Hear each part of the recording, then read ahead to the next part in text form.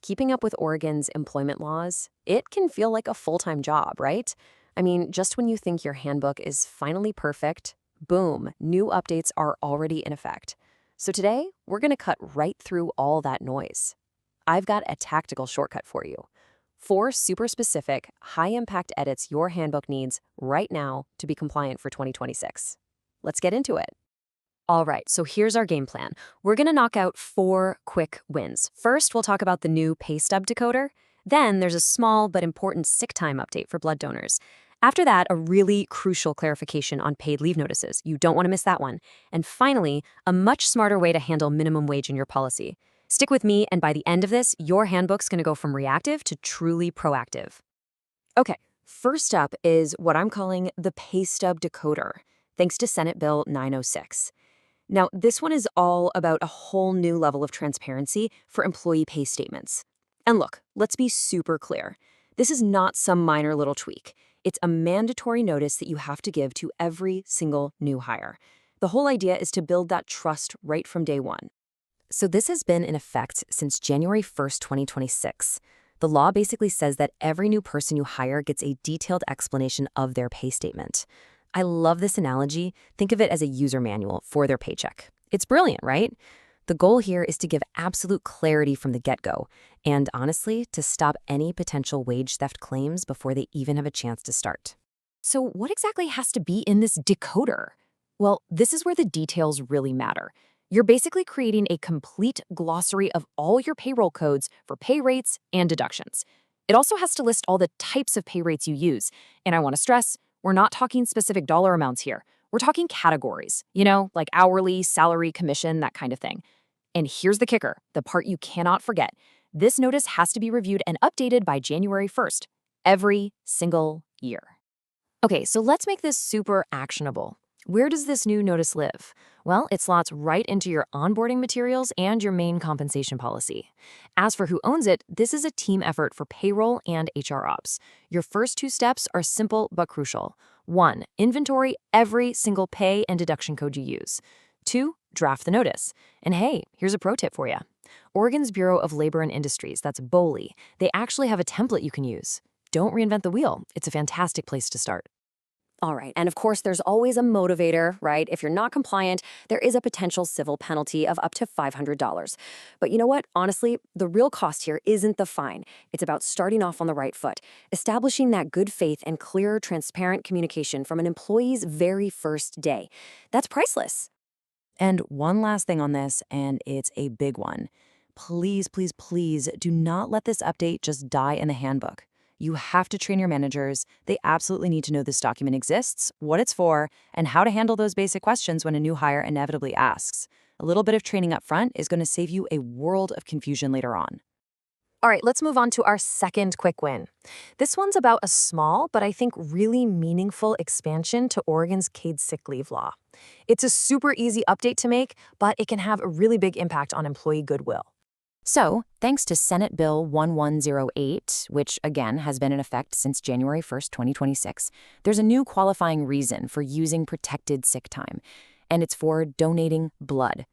Now, there's a key detail here. The donation has to be part of a voluntary program that's approved or accredited by the American Association of Blood Banks or the American Red Cross. So it's pretty specific. And you'll love this. The action plan is refreshingly simple. You just need to go to your sick leave or your PTO policy. HR Ops, this one's for you.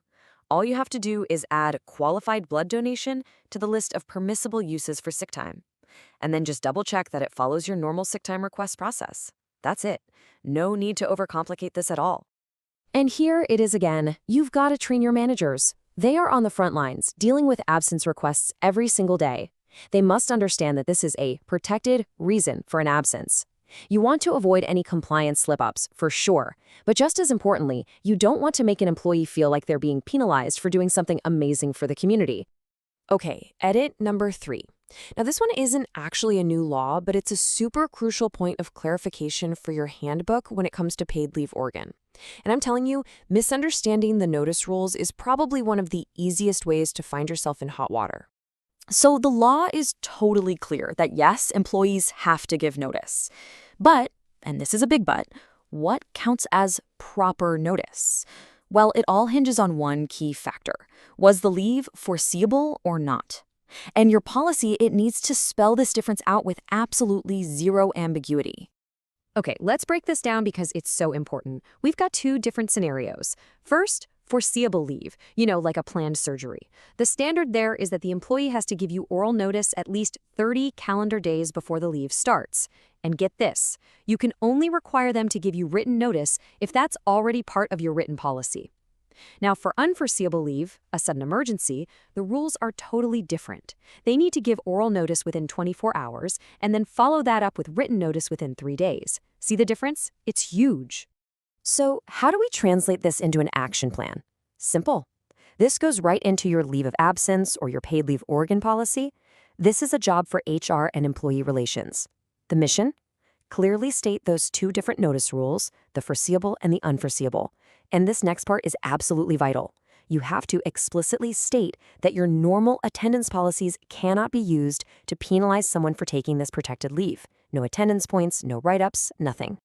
And you guessed it, we got to train the managers. They are the ones who are actually going to get these calls and emails. They have to understand these different timelines, and they really have to know that they cannot apply your standard attendance policy to these protected absences. This is a massive training point, folks. All right, we're on to our final quick win. And this one is all about working smarter, not harder. It's a simple change that will future-proof your handbook against those annual minimum wage updates and save you a major headache every single year. So first things first, what the heck is evergreen language? It's a really simple but powerful idea. Basically, instead of writing a specific dollar amount in your handbook, which, let's be honest, is going to be wrong in less than a year, your policy just refers back to the law itself. That way, your handbook stays compliant automatically, even when the numbers change. So what should your evergreen policy actually say? It's pretty straightforward.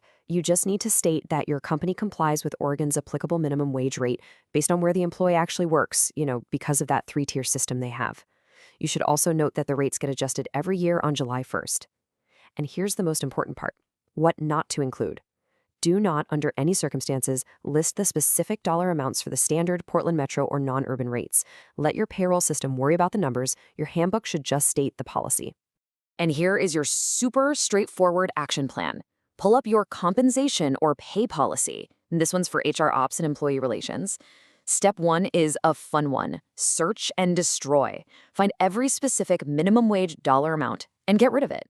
Step 2, replace it with that durable evergreen language we just talked about.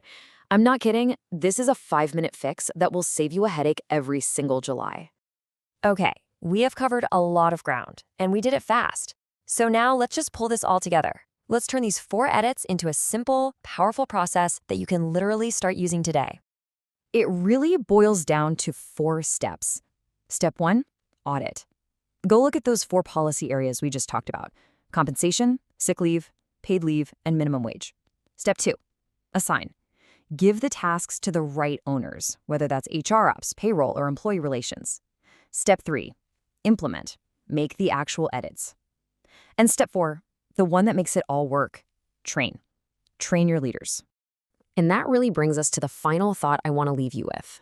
Look, making these edits isn't just about checking off a compliance box. It's about shifting your entire approach to how you manage your handbook. So I want you to ask yourself this. Right now, is your handbook built to just react to changes? Or is it truly designed to adapt?